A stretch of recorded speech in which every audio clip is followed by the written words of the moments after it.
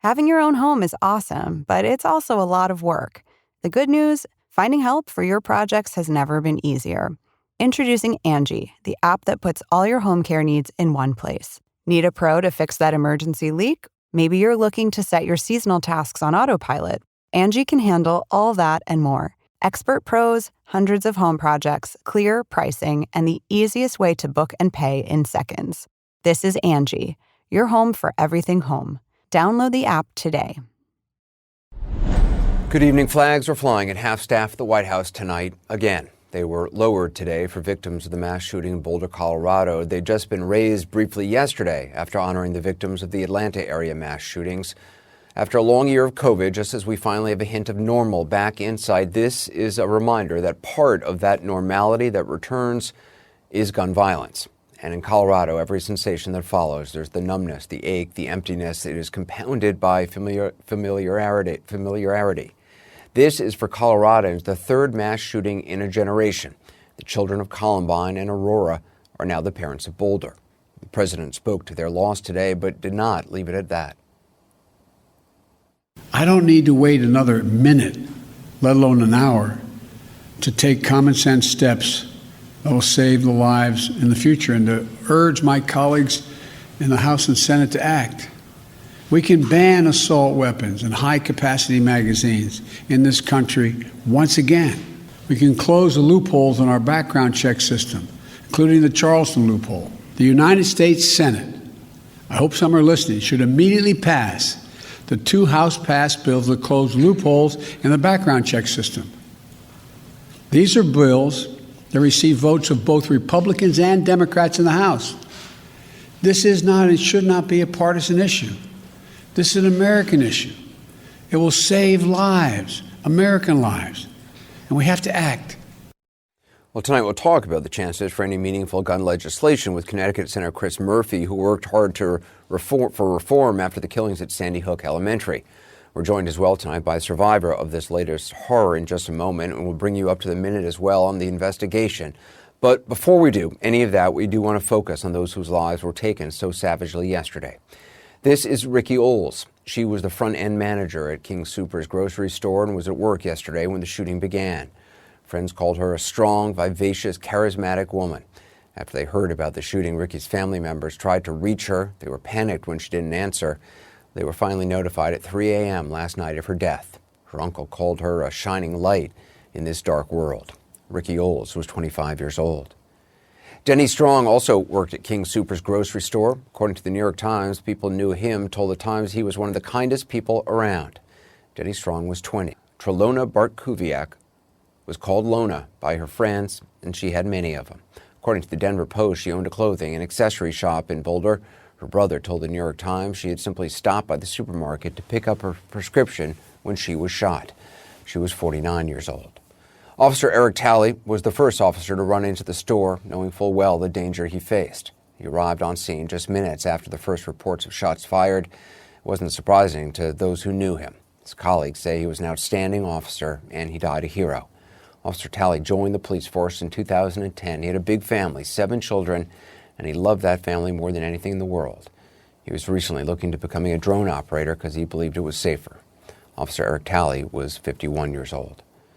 Lynn Murray was a former magazine photo director and a mother of 2, according to the New York Times. Her husband called her an amazing woman who now leaves behind 2 children.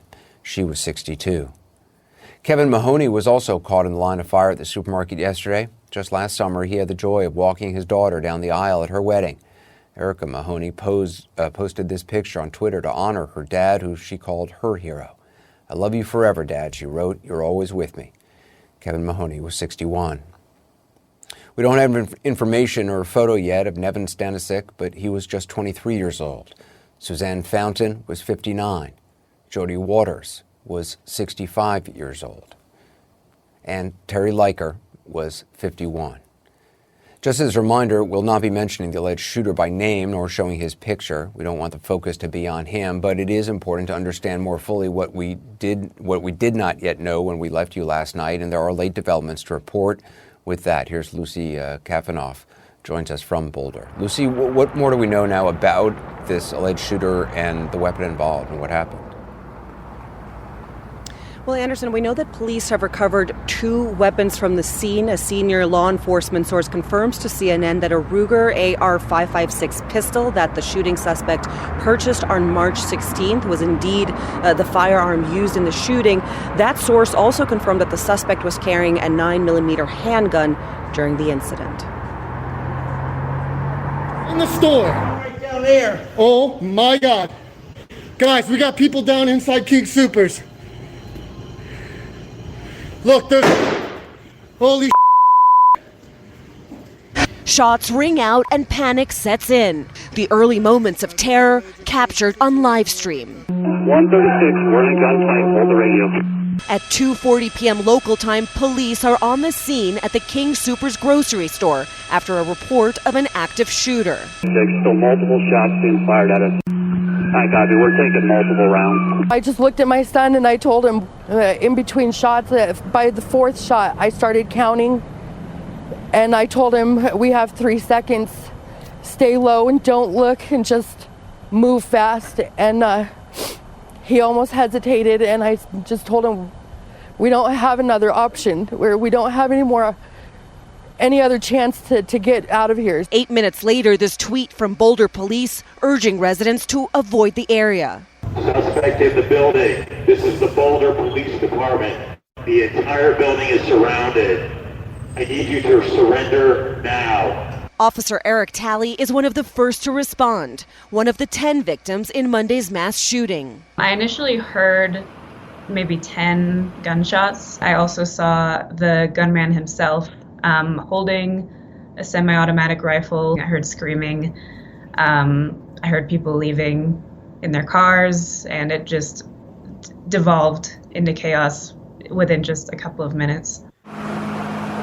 By 3:14 p.m., more gunfire. SWAT vehicles and hundreds of officers are on the scene. We're taking rifle fire as soon as we patrol entered the building. If we can get the rolling shield up here ASAP, that'd be perfect. 7 minutes later, officers are still trying to determine the location of the gunman. Be advised, we do not know where he is. He is armed with a rifle. Our officers shot back and returned fire. We do not know where he is in the store. By 3:28 p.m., the wounded suspect is taken into custody and to the hospital. One senior law enforcement source tells CNN the weapon used was an AR-15 style firearm, but still no word on what was behind the violence. No motive at this time. It's challenging. I live 3 blocks up the street from that store. The Boulder, Colorado police chief expressing what an entire community is now feeling. You're worried about your neighbors, you're worried about your partner, you're worried about everything when you get that call. And so, yeah, I feel numb. And it's heartbreaking. What activity have you been seeing in Boulder tonight? Well, Anderson, police have blocked off the area surrounding the grocery store with a chain link fence, but throughout the day we've seen a steady stream of visitors coming by to pay their respects to the 10 victims who so tragically lost their lives on Monday afternoon. We've seen dozens, if not hundreds, of flower bouquets, notes offering condolences, a very somber and emotional scene. I took a walk past there just moments ago, but I can tell you that whole area, the focus of attention is actually going to move in about an hour to the Pearl Street Mall for a vigil for those victims.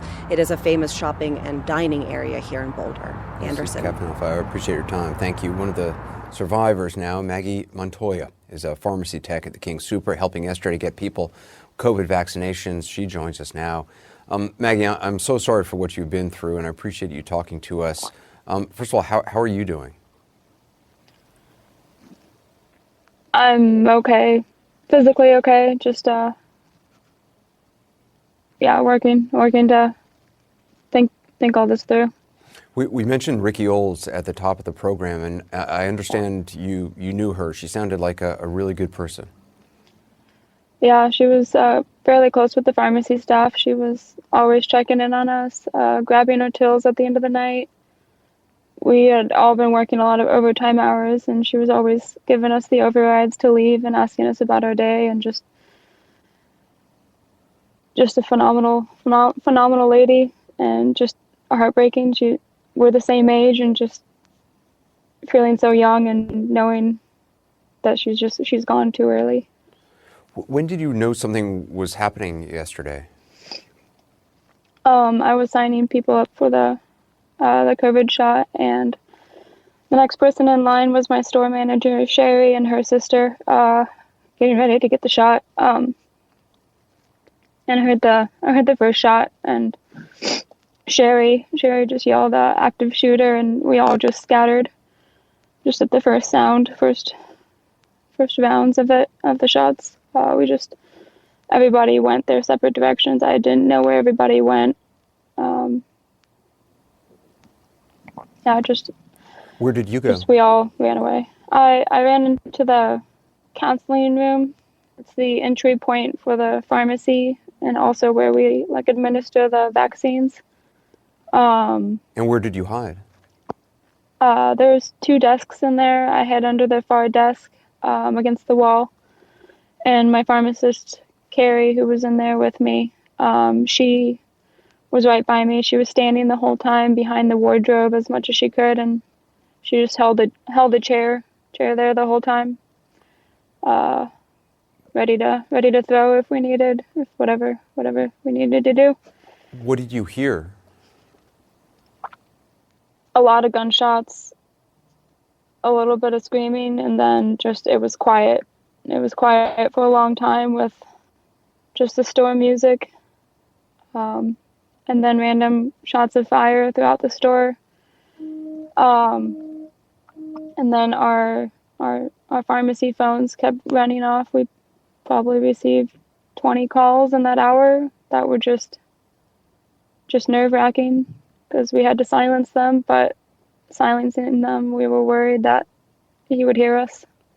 When you say you're silencing, that you mean like you'd pick up the phone and then just press turn it off? We'd hit my pharmacist would put down the chair and lean over and hit the hang up button. We had one phone in the counseling room. All the other ones were out of reach for the people in the pharmacy to access without coming out from the back. So we had to silence the phones from our end.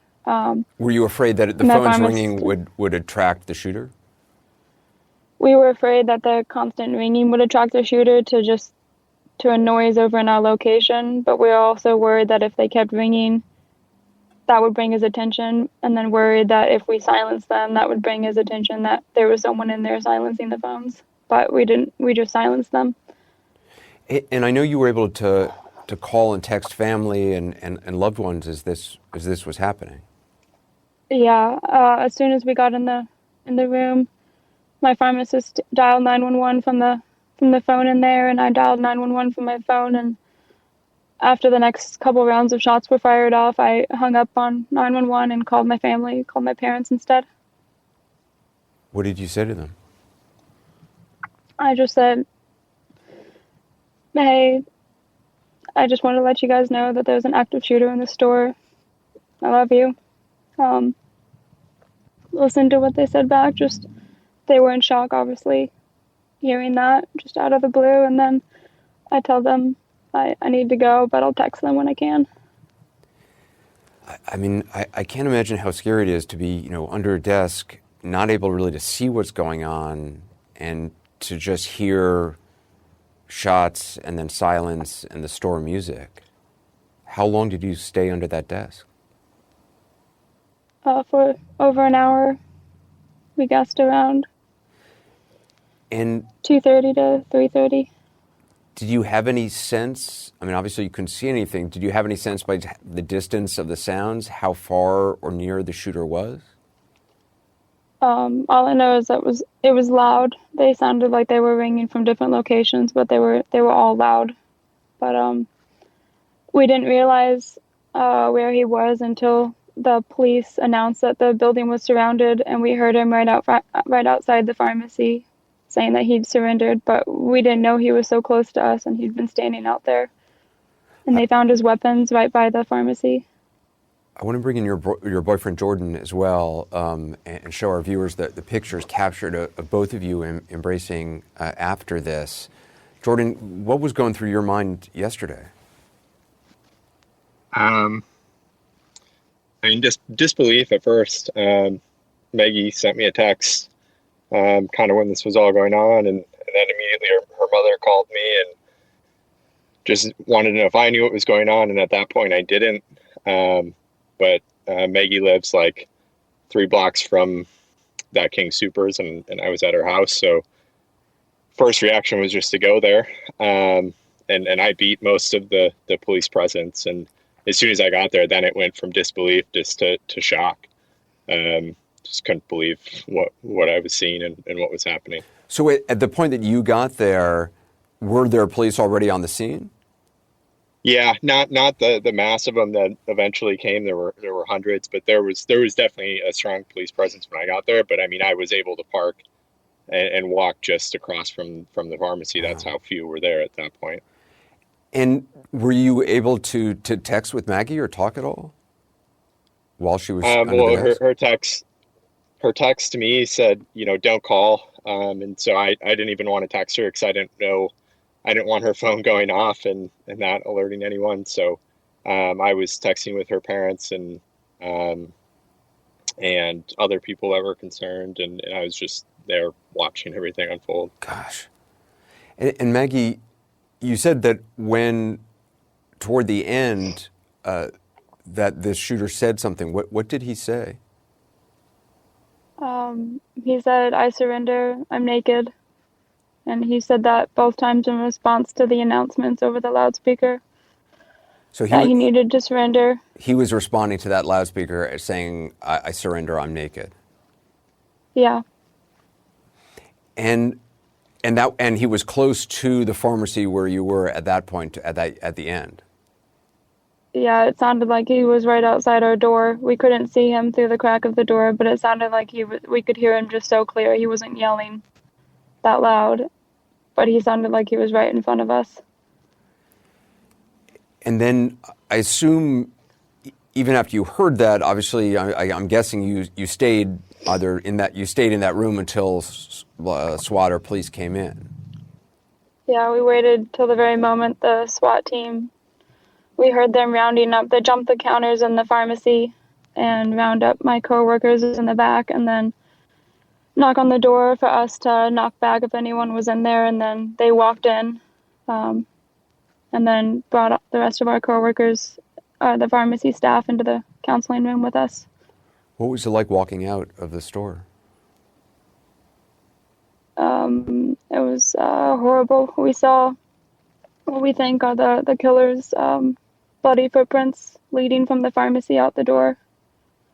And then they told us to try to look to the side or to our feet so we wouldn't see what was surrounding us. But I was up front and I happened to glimpse to the side because I saw a body, and it was just an instinct to look over, and that's when I saw that it was Ricky. And then just all of us in the staff, like, we all knew who it was. It was your friend? Yeah, it was Ricky Olds, who was laying there. And that's just when it just all crashed down. Like, of course I was just nervous the whole time I was back there and really anxious and didn't know if I was going to make it out of there, but it all came crashing down, seeing someone I knew dead there that wasn't going to be able to walk out to her family or to walk out the store. Maggie and Jordan, I'm so sorry what both of you have been through, and I'm so glad you have each other and have gotten through this. And I know it's going to be difficult days ahead for you and so many people in Boulder, but I appreciate you talking to us tonight.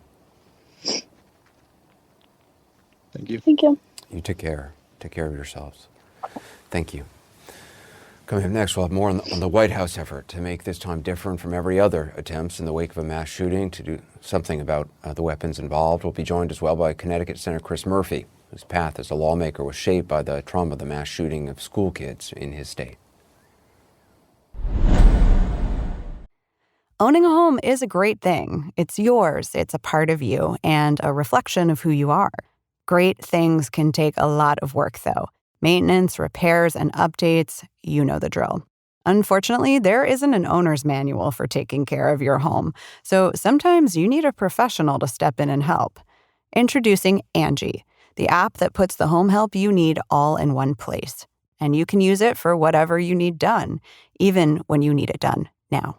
With Angie, you can connect with expert professionals for hundreds of projects and see clear upfront pricing. You can even book appointments and securely pay pros through the app in seconds. It's never been easier to fix emergency leaks, find the best contractor for a renovation, or schedule all your seasonal maintenance so you don't have to worry about it. This is Angie, your home for everything home. Download the Angie app today or go to Angie.com. President Biden is now learning what all presidents do, that part of the modern-day job is that of mourner-in-chief, helping the country through tragedies like Boulder, Atlanta, Parkland, Mother Emanuel.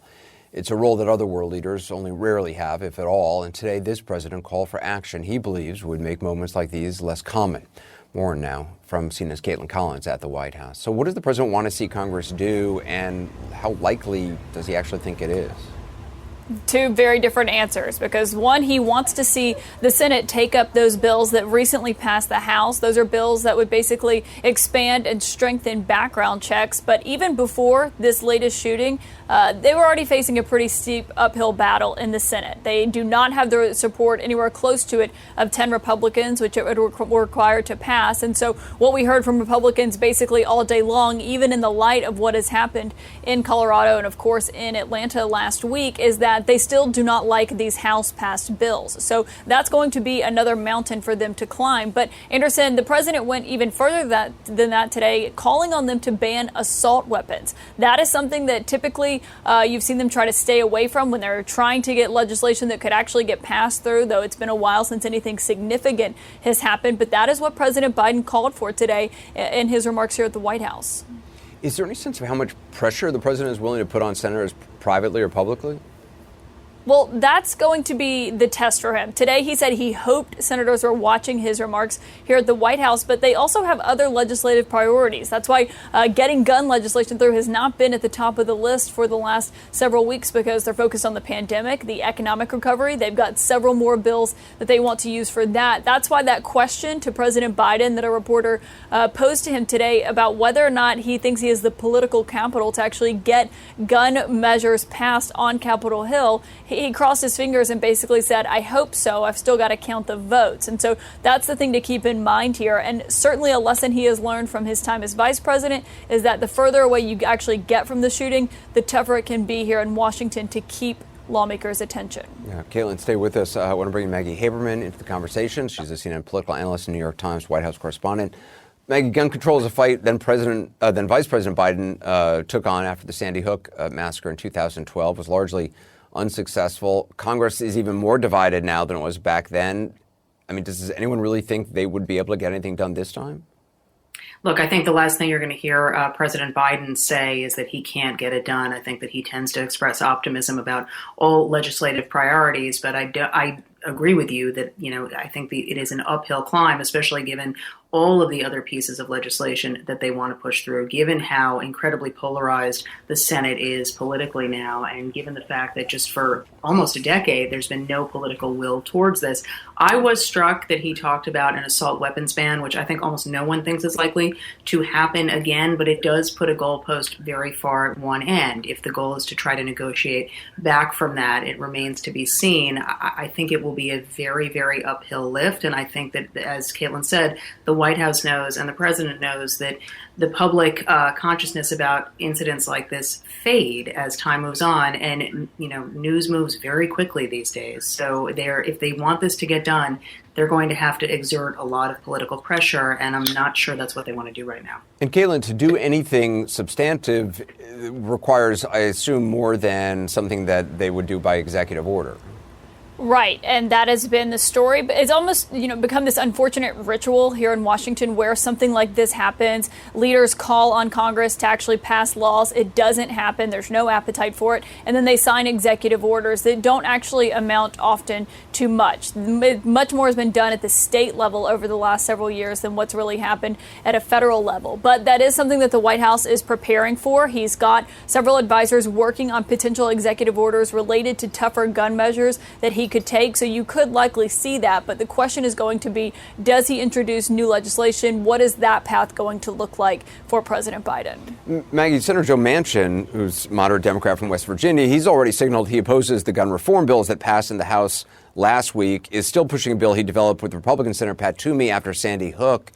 Is the White House engaging with Manchin at all on this?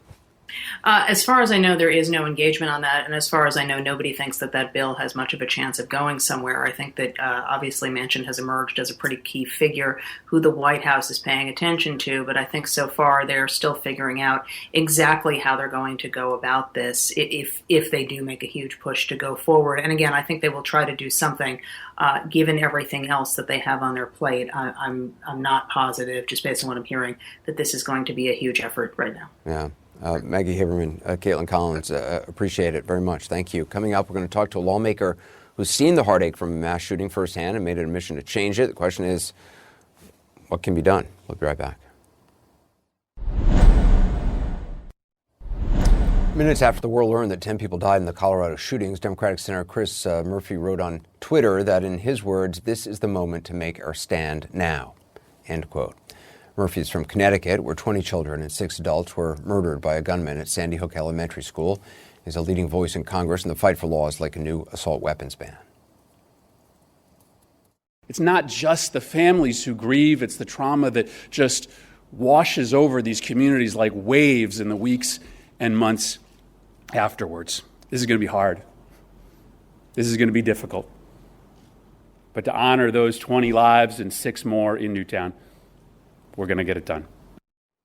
Well, Murphy didn't make that promise today or yesterday or last week. That video you just saw came from 2013, only weeks after he took office and barely a month after the Newtown killings.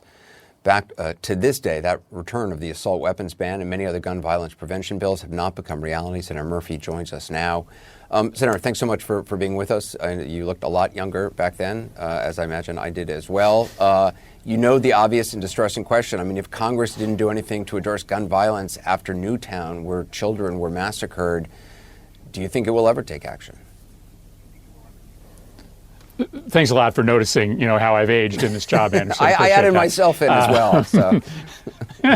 I know it was a good save at the last minute there.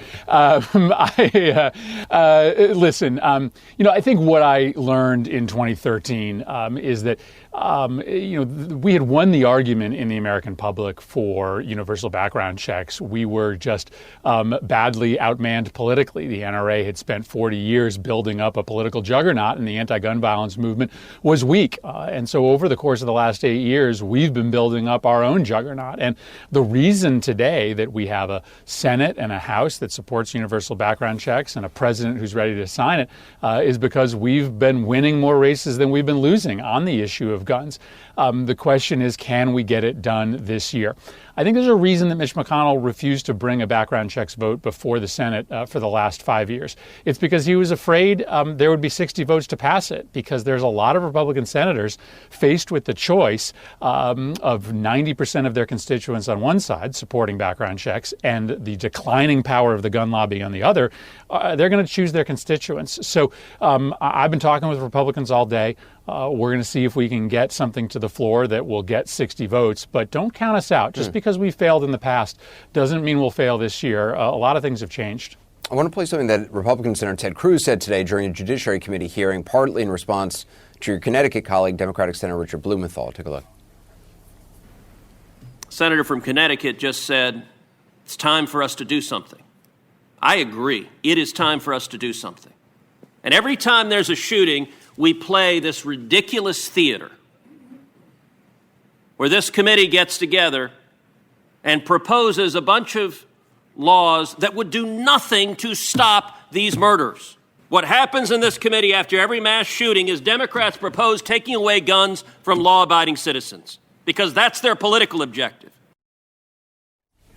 What do you say to that? I mean, Ted Cruz is really good at yelling. He's not good at telling the truth. And the truth is that states with stronger gun laws have lower rates of gun violence. communities with higher rates of gun ownership have higher rates of gun violence. Just take, Connecticut and Florida, for instance. Connecticut, one of the toughest sets of gun laws in the nation. Florida, one of the loosest sets of gun laws. We have 400% less gun crime in Connecticut than Florida does. That's not coincidence. That's not because our citizenry is fundamentally different. That's because we're just a lot more careful, making sure that people who own weapons are law-abiding, don't have a history of serious mental illness. So the data is just 100% clear, and Republicans have sort of resorted to raising their voice because the American public isn't on their side. 10% of the country agrees with Ted Cruz. 90% of the country agrees with me. There are 2 gun safety bills passed earlier this month by the House. It is, you said you're looking for, are there enough for 60 votes? Do you think there actually are in the Senate to actually survive, a filibuster, to say nothing of the fact that, you got your Democratic colleague from West Virginia, Joe Manchin, who doesn't support the House bill, says he wouldn't support gutting the filibuster even if his own compromise legislation is stalled. Yeah, I talked to Joe for a while today. I think it's no secret that he doesn't support the House bill, but there's a strong version of expanded background checks that he does. 2019 seems like a lifetime ago, but it wasn't that long ago. It was right after the El Paso and Dayton shootings that the Trump administration was floating a expanded background check proposal around the Hill. And during that time, I was getting phone calls from Republican senators who were saying to me, hey, listen, Murphy, I voted against background checks back in 2013, but things have changed, and I'd like to find a way to get to yes. So there's a lot of conversations that can be had. I think there's a pathway to 60 votes. It's not easy, but I do think it's there. That's interesting. As far as a ban on assault-style weapons is concerned, is that even in the realm of possibility? I mean, there's obviously was a ban back in the 1990s. It was allowed eventually to expire. That seems certainly an even heavier political lift than universal background checks. It absolutely is. But back to data. Let's be very clear. When we had a ban on assault weapons from 1994 to 2004, we saw a significant reduction in mass shootings. There were a lot of mass shootings before 1994, and then all of a sudden, after assault weapons were legal, there was a dramatic uptick. So there's plenty of data to tell us that an assault weapons ban is a big part of the solution when trying to cut down on these mass shootings. But you are right. It is a much heavier lift than background checks. And my theory of the case is that let's pass background checks first. And let's show Republicans that when they support things that are wildly popular, like background checks, the sky won't fall. The gun lobby won't defeat you in your next election. In fact, you'll win more converts. Assault weapons bans are only slightly less popular than background checks. The latest polls suggest that the majority of Republicans now, Republican voters, support bans on assault weapons. So I would argue start with a background checks bill and then use that bipartisan coalition to try to move on to other reforms after that. Senator Murphy, I appreciate your time tonight. Thank you. Awesome. Thanks. Authorities in Colorado are now trying to piece together both a possible motive and a timeline leading up to yesterday's attack. There's also what the suspect's brother is saying about his brother's mental state. All that when we continue. It's easy to feel overwhelmed these days. You're definitely not alone in that. But right now, as you're listening, you have the power to take back your mental well-being. And joining BetterHelp is a great place to start. Their licensed, professional online counselors are here to help you whenever and wherever you need them. They can help you with depression, relationships, trauma, and much more. BetterHelp starts with a private questionnaire about your needs and then quickly matches you with a counselor. From there, you're in control. You can connect through video or phone and exchange unlimited messages. Everything is confidential, and if you're not happy with your counselor, you can request a new one at no additional charge. BetterHelp's counselors have helped more than 1 million people tackle their problems, and they're ready to help you on your own journey. Get started at BetterHelp.com and use the discount code AC360 for 10% off your first month. One more time, that's BetterHelp.com/AC360. The power is in your hands. You can make today your new beginning. More now in our breaking news. As we reported earlier in the program, a senior law enforcement source tells CNN that the suspect in the Colorado mass shooting purchased an AR-15 style firearm, a Ruger 5.56 pistol, only days before yesterday's tragedy. That source also confirms the weapon was used in the shooting and was modified with an arm brace. He was also carrying a handgun, according to the source. This, as the suspect's brother tells CNN, he believes his brother was suffering from mental illness and was increasingly paranoid, in his words. Court records also show he pleaded guilty back in 2018 to a charge of third-degree assault after attacking a high school classmate. All part of the landscape that authorities are just now beginning to examine. Joining me now, CNN legal analyst Ann Milgram, a former federal prosecutor, and Andrew McCabe, former deputy director of the FBI, who's a CNN contributor. Andrew, what does it say to you that an investigator, that the suspect purchased the weapon he used to kill 10 people just 10 days before the shooting?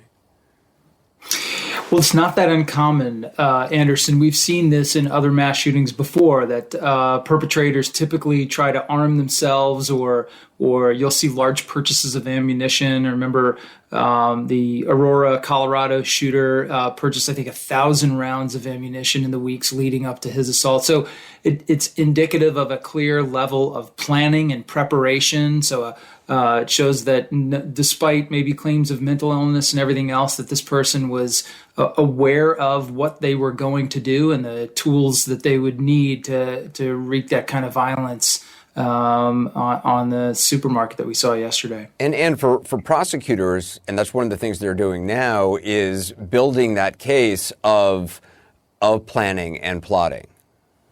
Yeah, that's exactly right, Anderson. I mean, this is going to be what you would do as a prosecutor here is you would anticipate that it's going to go to trial and that the defendant here might make an insanity defense, right? That's already being set up with questions of mental illness. And so they're going to be methodical. They're going to get every single piece of information that they can get, what the defendant did, where he was, any electronic records that they would have, people he was talking with, whether that's online, anyone who he'd spoken to recently, and just doing that really the full 360. And they're going to do their best to lock down every single piece of information, to understand every single thing they can about this defendant, so that if they go to trial, they'll be completely prepared. And also, the city of Boulder had an ordinance that banned assault weapons, but on March 12th, the judge blocked it from being enforced. According to a senior law enforcement source, the suspect bought the weapon he used to commit the crime 4 days after that ruling. I know you've looked at the ordinance. We don't know if the gunman did purchase the firearm in Boulder. If he did, would that ordinance have blocked him from doing so? Yeah, so this is one of, I think, the more interesting questions. A judge just invalidated this ordinance. And as you said, there's a lot we still don't know. This AR 556. What is very clear, though, is that the ordinance, by its specific language, it said that it talked about assault weapons and or large capacity ammunition magazines. It specifically referenced the tragic mass shooting in Sutherland Spring, Texas in 2017, where the suspect, the defendant there, used an AR 556 and murdered 26 people. So it's clear to me that this ordinance was intended to try to capture this weapon. Again, the folks in Colorado haven't said that specifically, but it certainly looks to me like it was their intention to capture this type of a weapon and to prohibit it under the ordinance that they passed. And Andrew, yesterday there was, concern that police hadn't released a lot of information, were holding back information for a long period of time. Is part of it now perhaps them wanting time to not only obviously contact family members, but also, look at the alleged assailant, go to his home, get all that process underway without reporters, finding out the trail? Yeah, there's no question that by holding back the suspect's identity, they cut themselves a little bit of extra room to do that sort of investigative work. So one of the first things you're going to want to do in any one of these situations is to execute a search warrant at the suspect's residence. That can be very dangerous work, as we saw again with the Aurora, Colorado shooter who laid numerous booby traps in his apartment for the investigator, to ensnare the investigators when they got there. So it's certainly, it does give them a little bit of latitude to do that stuff quietly for a couple of hours, but eventually the name of that suspect has got to come out, especially when you've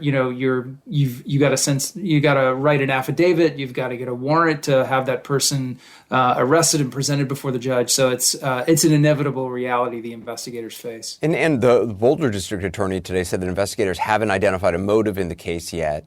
How are they going to go about that at this point in the investigation? Just talking to relatives, those who knew him? So that's a great question. And I should say that I know the Boulder district attorney. He and I were classmates in the Manhattan DA's office together. So we started together. He's an outstanding prosecutor, as thoughtful, as thorough as anyone I've ever worked with. And he's going to literally try to go through every single piece of evidence to understand what the motive was. Now, we know that you don't, when you go to trial on a homicide, you don't actually have to prove the motive for the crime. But here, they will prove that. I have no question that they'll want to be able to answer the question for the families of those whose lives were lost yesterday, as well as for the jury. And so they'll go about it by interviewing every single person that they can, anyone who knew the defendant, anyone who spoke with him recently. And also, of course, he may have social media posts. There's a lot we still have to learn, but they will track down every single piece of evidence that they can to understand what happened here. And Andrew, obviously, as we know, a police officer lost his life in this attack, one of the first people to the supermarket on the scene. For law enforcement, how does that impact an investigation, or does it impact how they go about doing their job? Well, obviously, it's an incredible blow to that police department, to the men and women who served alongside that officer. But honestly, Anderson, I don't think it's the sort of thing that negatively impacts the investigation. If anything, those police officers are going to be even more determined and even more energized to do everything they have to do to ensure that this suspect faces justice for the violence that he's brought into all lives and the fact that he's taken one of their comrades. So I don't think it's not going to slow them down in any way. And, it might really force some folks to really focus on what they're doing. Andrew McCabe, Ann Milgram, I appreciate it. Thank you. Still to come, we're going to turn briefly from this story to a coronavirus update. There's a new controversy over the AstraZeneca vaccine and what Dr. Anthony Fauci calls an unforced error by the company. Our chief medical correspondent, Dr. Sanjay Gupta, joins us when we return. We'll have more on the mass shooting in Boulder, Colorado that claimed 10 lives, including that of a police officer, in a moment. But we want to turn now to a COVID vaccine controversy. The makers of a potential fourth COVID vaccine are defending themselves after an unusual statement from the U.S. health officials, which essentially said AstraZeneca cherry-picked data about the efficacy of its vaccine. The statement came from the National Institute of Allergy and Infectious Diseases, which is headed by Dr. Anthony Fauci. This is how he explained the controversy. This is really what you call an unforced error, because the fact is, this is very likely a very good vaccine. And this kind of thing does, as you say, do nothing but really cast some doubt about the vaccines and maybe contribute to the hesitancy. It was not necessary. If you look at it, the data really are quite good, but when they put it into the press release, it wasn't completely accurate. In a statement this morning, the company said it's standing by its results and would issue an update within 48 hours. I want to get perspective now from our chief medical correspondent, Dr. Sanjay Gupta. So we talked about AstraZeneca last night and some of the bad headlines it's received, particularly in Europe. So what is this unforced error that Dr. Fauci is talking about? Well, basically, the unforced error is that they released this data that we talked about last night based on a cutoff time period of February 17th. So they had 32,000 people in this trial. They studied them up till February 17th, and then they just that's the data they presented. They didn't give us the most recent 5 weeks worth of data. That's basically it. Now, what AstraZeneca is saying is, look, we have the new data. It sort of matches the data we've already presented. We're going to show you that in 48 hours. But what has happened here is this independent body, the Data Monitoring Safety Board, they saw the data that AstraZeneca put out, and they saw what they looked at their own sort of analysis of the data, and they basically said, look, it doesn't match. Is AstraZeneca cherry picking here, as you pointed out? So that's the real concern. We'll know more, I guess, in the next 48 hours, and then hopefully when the FDA analyzes the data, we'll get to see their more precise analysis. Because right now we're just sort of taking the company's word for it. But we've covered this a few times now with these other vaccines. This is the first time something like this has happened, Anderson. And how concerned are you that, regardless of what we see in 48 hours, that it contributes to people's fear of vaccines?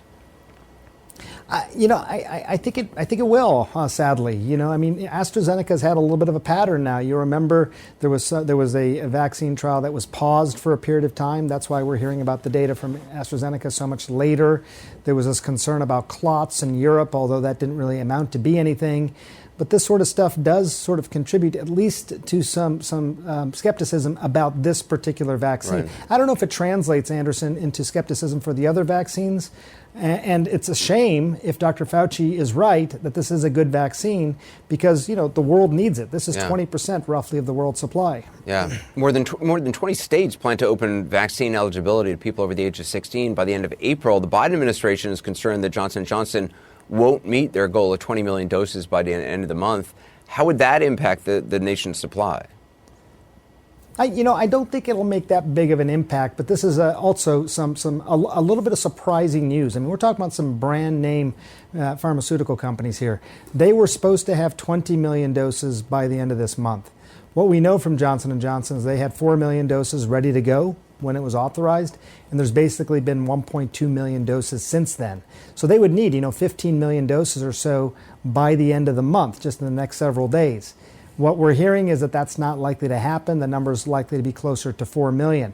But, Anderson, you remember that Moderna and Pfizer, ultimately, we're going to have 300 million doses of each of those vaccines.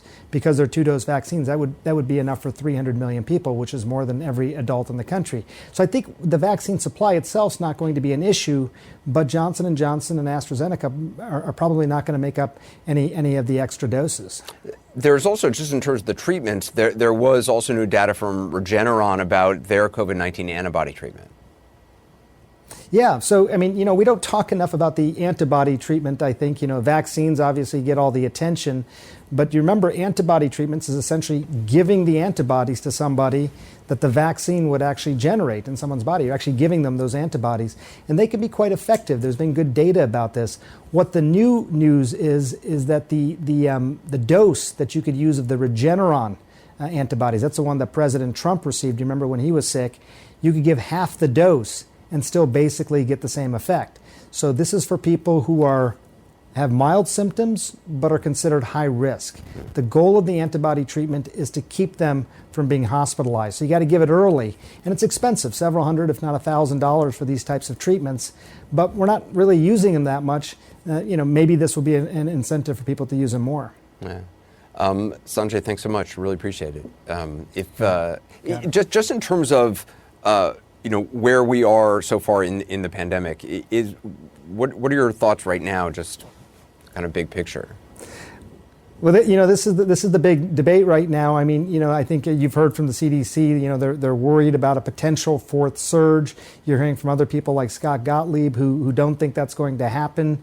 I mean, we have vaccinated a significant percentage of the country that was the most vulnerable. Right, people over the age of 65, people on long-term care facilities. That's good news. So despite the fact that overall the country is 15%, we have in a good way disproportionately immunized the people who needed it the most.